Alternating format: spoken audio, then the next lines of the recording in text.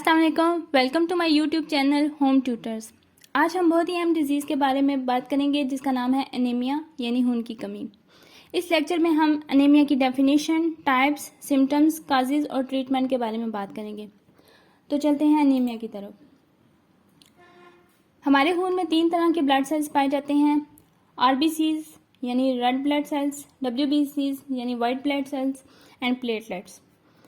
Anaemia एक ऐसी condition है जिसमें जिसम में आरबीसीज अपनी खास अमाउंट से कम हो जाते हैं। खून में आरबीसीज की वजह से खून का रंग सुर्ख होता है। आरबीसीज ऑक्सीजन को जिस्म के मुख्तलिफ हिस्सों तक लेकर जाता है और तवानाई पहुंचाने का काम करता है। इन आरबीसीज की कमी से एनीमिया हो जाता है, जिसकी वजह से चेहरे की रंगत जर्द पड़ जाती है। आरबीसी ऑक्सीजन को तमाम बॉडी ऑर्गन तक नहीं ले जा सकता, इसलिए सांस लेने में दिक्कत होती है। एनीमिया की बहुत सी इकसाम है जिनको उसकी काज की वजह से पहचाना जाता है। कुछ लोगों में एनीमिया जल्दी ठीक हो जाता है, जबकि कुछ लोगों में यह खतरनाक हद तक पहुंच जाता है। अब हम एक एक करके एनीमिया यानी खून की कमी की इकसाम को पढ़ेंगे और उनकी वजूहात, अलामात और इलाज को भी जानेंगे। आयरन डेफिशिएंसी एनीमिया ये बहुत कॉमन एनीमिया है और तकरीबन हर घर में कोई ना कोई फ़र्द इसका शिकार ज़रूर होता है। ये एनीमिया खुराक में आयरन की कम मिकदार इस्तेमाल करने से होता है और इसे खुराक की मदद से ही बेहतर बनाया जा सकता है। इस किस्म के एनीमिया में हमारे जिस्म से आरबीसीज कम हो जाते हैं। इसकी अगर काजेज़ की बात की जाए तो ब्लड लॉस ये किसी भी वजह से हो सकता है, जैसे एक्सीडेंट से या लेडीज़ में पीरियड या प्रेगनेंसी की वजह से या सिर्फ किसी बीमारी में खून के बह जाने की वजह से, जैसे खूनी बवासीर वगैरह। उसके अलावा खुराक में ऐसी ग़िज़ाएँ कम इस्तेमाल करने से जिसमें आयरन मौजूद हो, जैसे पालक, गोश्त, हरे पत्तों वाली सब्जियां वगैरह। हमारे जिस्म में जो खून बनता है वो किसी बीमारी की वजह से जिस्म का हिस्सा ना बन रहा हो तब भी एनीमिया होता है। इसके अलावा अगर बार बार खून किसी को देंगे और खुराक का ख्याल नहीं रखेंगे तब भी ऐसा हो सकता है। प्रेगनेंसी में या डिलीवरी के वक्त भी खून की कमी हो जाती है। आयरन डेफिशिएंसी एनीमिया के अगर सिम्टम्स को देखा जाए तो इसमें बहुत ज़्यादा थकान पाई जाती है, वीकनेस होती है, चेहरे की रंगत जर्द पड़ जाती है, चेस्ट पेन होता है, सांस लेने में मुश्किल होती है और सांस फूल जाता है। उसके अलावा सर दर्द होता है, चक्कर आते हैं, हाथ पांव ठंडे हो जाते हैं, ज़ुबान में सोजन आ जाती है, नेल स्पून की तरह हो जाते हैं और इंसान अजीबोगरीब चीज़ें खाने की ख्वाहिश करता है, जैसे मिट्टी, चौक। और इसमें भूख की कमी हो जाती है, खासतौर पे बच्चों में। अगर आपको ये सिम्टम्स नज़र आए तो आप घर पे भी इनका इलाज कर सकते हैं, या फिर अगर आप मुनासिब समझें तो डॉक्टर के पास जा सकते हैं। तो अगर घर पे इलाज करना हो तो आप इन चीज़ों को इस्तेमाल कर सकते हैं, जैसे रेड मीट या पोल्ट्री प्रोडक्ट होगी। उसके बाद फ़िश, बीन्स वगैरह, हरी सब्जियां, उनमें ख़ासतौर पे स्पिनच, क्योंकि इसमें आयरन बहुत ज़्यादा पाया जाता है। ड्राई फ्रूट वगैरह जिसमें किशमिश और हुबानी है। उसके बाद सीरियल, ब्रेड्स और पास्ता और मटर, या फिर उसके बाद आयरन सप्लीमेंट यूज़ कर सकते हैं। विटामिन डेफिशिएंसी एनीमिया ये भी बहुत आम पाया जाने वाला एनीमिया है। इसमें भी आरबीसीज अपनी खास अमाउंट से कम हो जाते हैं और इनकी कमी विटामिन B12, फोलिक एसिड और विटामिन C की कमी की वजह से होती है। इसके काजेज़ को अगर देखा जाए यानी किन वजूहात पे ये विटामिन डेफिशिएंसी एनीमिया होता है, तो इसमें सबसे बड़ी काज ये है कि हम अपनी खुराक में ऐसी चीज़ें इस्तेमाल नहीं करते जिनमें आयरन होता है, जैसे स्पिनिच वगैरह। उसके अलावा हम विटामिन C वाली चीज़ें इस्तेमाल नहीं करते, या फिर हम न्यूट्रेंट्स तो ले लेते हैं लेकिन किसी ऐसी कंडीशन की वजह से वो न्यूट्रेंट हमारी बॉडी का प्रॉपर हिस्सा नहीं बन रहे होते, तब ये विटामिन डेफिशिएंसी एनीमिया होता है। अब हमें कैसे पता चलेगा कि हमें विटामिन डेफिशिएंसी एनीमिया है? तो उसको जानने के लिए हम इन सिम्टम्स को देखते हैं। इसमें क्या होता है, हाथ पाँव में सुइयाँ चुभती हैं, ज़ुबान हमारी सुर्ख हो जाती है और फूली होती है, माउथ अल्सर हो जाता है, मसल्स हमारे वीक हो जाते हैं, हमें बहुत ज़्यादा थकान होती है और कमज़ोरी फील होती है, आई साइट हमारी वीक हो जाती है, हम डिप्रेशन में चले जाते हैं, या फिर मामलात को तय करने में कंफ्यूज रहते हैं, या फिर सोचने समझने की सलाहियत कम हो जाती है, हमारी याददाश्त कम हो जाती है। तो इन सिम्टम्स को देख के हम जज कर सकते हैं कि हमें विटामिन डेफिशिएंसी एनीमिया है। अब विटामिन डेफिशिएंसी एनीमिया को कम करने के लिए, ख़त्म करने के लिए हम विटामिन C वाली चीज़ें यूज़ करेंगे, जिसमें broccoli, grape fruits, kiwi, melons, orange, peppers, strawberries या टमाटोज शामिल हैं। उनका इस्तेमाल हम ज़्यादा से ज़्यादा करेंगे तो हमारी विटामिन डेफिशिएंसी एनीमिया ख़त्म हो जाएगी। इसके अलावा विटामिन B12 एग्स में,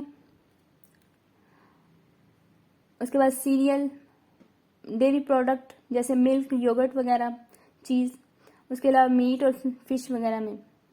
और विटामिन B की कमी को दूर करने के लिए हम लीफी वेजिटेबल्स इस्तेमाल कर सकते हैं। उसके अलावा नट्स, ग्रेन प्रोडक्ट जिनमें हम ब्रेड, सीरियल, पास्ता और राइस इस्तेमाल करते हैं। उसके अलावा फ्रूट और फ्रूट जूसेस इस्तेमाल करने चाहिए। अनीमिया ऑफ इन्फ्लामेशन, इसको अनीमिया ऑफ क्रोनिक डिजीज़ भी कहते हैं। क्रोनिक अनीमिया में हीमोग्लोबिन सही तरह सिंथेसाइज नहीं होता। ये ज़्यादातर उन मरीजों में होता है जो किसी बीमारी में काफ़ी टाइम से मुब्तला हों, जैसे ट्यूबरक्लोसिस के मरीज़ वगैरह। जिसमें कोई इन्फेक्शन हो जाए तो इस वायरस या बैक्टीरिया को ज़िंदा रहने के लिए आयरन की ज़रूरत होती है। वो हमारे जिस्म से आयरन लेता रहता है, हमारी बॉडी इसके खिलाफ मुकाबला करती है ताकि इसकी ग्रोथ ना हो, लेकिन मुकाबले के बाद हमारे जिस्म में ऑटोइम्यून डिजीज़ बन जाती हैं। इसके अगर सिम्टम्स की बात की जाए तो इसमें थकान, कमज़ोरी, चेहरे की रंगत जर्द, सांस लेने में दिक्कत, सीना और चक्कर आते हैं या इंसान बेहोश भी हो सकता है, हार्ट बीट तेज़ हो जाती है और सर दर्द होता है। इसके अगर काजेज़ को देखा जाए तो ये उन मरीज़ों में ज़्यादातर पाया जाता है जो HIV एड्स के मरीज़ हों या ट्यूबरक्लोसिस के या कैंसर के पेशेंट हों या जिनके जिस्म में किसी ना किसी का इन्फ्लेमेशन पाया जाता है। और इसकी ट्रीटमेंट घर पे नहीं होती, डॉक्टर के पास जाना पड़ता है और डॉक्टर फिर आगे सजेस्ट करता है कि आपको क्या करना है। इस बीमारी के सवेर होने से पहले हमें अपनी खुराक का ख्याल रखना है और हमें अपनी खुराक में vitamin B12, folic acid, iron supplement वगैरह इस्तेमाल करने हैं और सब्जियों का ज़्यादा से ज़्यादा इस्तेमाल करना है। अब बात करते हैं एप्लास्टिक एनीमिया की। ये बहुत कम पाया जाता है मगर बहुत ही सीरियस कंडीशन होती है जिसमें जिस्म RBC प्रोड्यूस ही नहीं करते, जिसकी वजह से खून की कमी वाक़ई हो जाती है। हमारी हड्डियों में बोन मैरो होता है और बोन मैरो ब्लड सेल्स को बनाता है। इस बोन मैरो में स्टेम सेल्स होते हैं जो कि ब्लड सेल्स की फॉर्मेशन करते हैं। एप्लास्टिक एनीमिया में इन स्टेम सेल्स की डिस्ट्रक्शन हो जाती है जिससे मज़ीद ब्लड सेल्स बनना बंद हो जाते हैं और एनीमिया हो जाता है। इसकी सिम्टम्स देखा जाए तो इसमें सर दर्द, चक्कर, सांस की कमी, मैदा अपसेट हो जाता है, उसके अलावा कमज़ोरी हो जाती है, हमारे रंगत जर्द पड़ जाती है और हमारे स्टूल में ब्लड आता है। हेमोलाइटिक एनीमिया, इसमें हीम से मुराद ब्लड और लाइसिस से मुराद टूटना है, यानी RBCs का टूटना। इसमें नॉर्मल RBCs तो बन जाते हैं मगर उसके बाद RBCs टूटने लगते हैं जिसकी वजह से ब्लड में RBCs की तादाद कम हो जाती है और तब इस तरह के एनीमिया को हम हेमोलाइटिक एनीमिया कहते हैं। नॉर्मल RBCs 120 डेज़ के बाद टूट जाते हैं, लेकिन हेमोलाइटिक एनीमिया के पेशेंट में 10 to 20 डेज़ में RBCs टूट जाते हैं। इसके सिम्टम्स में बात की जाए तो इसमें भी चेहरे की रंगत जर्द, उसके बाद थकान होती है, बुखार होता है, यूरिन का कलर यानी पेशाब का कलर डार्क हो जाता है, वीकनेस होती है, मामलात में कन्फ्यूजन होती है और फिज़िकल एक्टिविटी परफॉर्म ही नहीं कर पाता या उसको परफॉर्म करना मुश्किल हो जाता है। अब बात करते हैं बोन मैरो डिजीज़ के बारे में।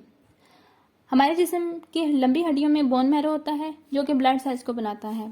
इस ब्लड सेल्स में स्टेम सेल्स होते हैं जो कि ब्लड सेल्स की फॉर्मेशन करते हैं। किसी बीमारी की वजह से हमारे जिस्म का बोन मैरो RBCs या ब्लड सेल्स को बनाना कम कर देता है जिसकी वजह से अनीमिया हो जाता है। इसके सिम्टम्स अगर देखी जाएं तो इसमें थकान, सांस लेने में दिक्कत होती है, इरेगुलर हार्ट रेट हो जाता है, उसके बाद चेहरे की रंगत जर्द हो जाती है, जिसमें इन्फेक्शन, नाक में से और गम्स में से ब्लीडिंग होती है और इसके अलावा अगर जिस्म पे कोई कट लगाया जाए तो प्लेटलेट्स कम बनते हैं, इस वजह से खून रोकना मुश्किल हो जाता है। अब बात करते हैं सिकल सेल एनीमिया। ये एक जेनेटिक डिसऑर्डर है जिसमें वालिदैन से बच्चों में मुंतकिल होने के चांसेस पाए जाते हैं। सिकल सेल एनीमिया में RBCs की शक्ल राउंड से सिकल यानी घास काटने वाली दरांती की सी हो जाती है। इसके सिम्टम्स की बात की जाए तो इसमें बुखार पाया जाता है, दर्द पाया जाता है, हाथ और पांव सूज जाते हैं, पेट फूल जाता है, चेहरे की रंगत जर्द होती है, उसके बाद देखने में प्रॉब्लम होती है या फिर फालिज के अटैक की कुछ सिम्टम्स जाहिर हो जाती हैं। आखिर में आता है थैलेसीमिया। पाकिस्तान में इसके बहुत ज़्यादा मरीज़ पाए जाते हैं। इसके अलावा इंडिया में भी इनकी तादाद काफ़ी ज़्यादा है। ये इनहेरिटेड डिजीज़ है जो वालिदैन से बच्चों में मुंतकिल होती है। हमारे ब्लड में आरबीसीज होते हैं और आरबीसीज के अंदर हीमोग्लोबिन होती है जो ऑक्सीजन को कैरी करती है। वो सही तरह बन नहीं रही होती क्योंकि इसकी जीन्स जो इसको बनाती है वो बच्चे के अंदर ऐसी आ जाती है जिसके अंदर डिफेक्ट होता है और इसमें ऑक्सीजन कैरी करने की कैपेसिटी ही नहीं होती, जिसकी वजह से ऐसे बच्चों में बहुत सी प्रॉब्लम नज़र आती हैं। इसमें आरबीसीज भी टूट रहे होते हैं मगर ऑक्सीजन भी प्रॉपर नहीं मिल रही होती, तो इस तरह के बच्चों को बचाने के लिए उसके ब्लड में ब्लड डाला जाता है जिसे हम थैलेसीमिया कहते हैं। ये थी एनीमिया की कुछ सिम्टम्स। उम्मीद करती हूँ आपको समझ आ गई होगी। तो अगर आपको मेरी वीडियो अच्छी लगी तो लाइक, शेयर और कमेंट करें। Thank you.